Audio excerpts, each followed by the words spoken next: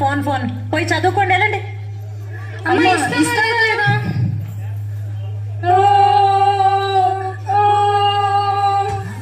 ఏడు మరి తప్పు కదా, అమ్మనలా ఎదిరించచ్చా? అమ్మ చెప్పేది కూడా మీ మంచి కోసమే కదా. అమ్మ నాన్న దేవునితో సమానం. మరి వెళ్ళండి, వెళ్ళమ్మకి సారీ చెప్పండి. సారీ అమ్మా. అయినా ఫోన్లు ఎందుకురా, చక్కగా మన పొలం తిరిగి గోదావరి దగ్గరికి వెళ్ళి ఆడుకుందాం పదండి.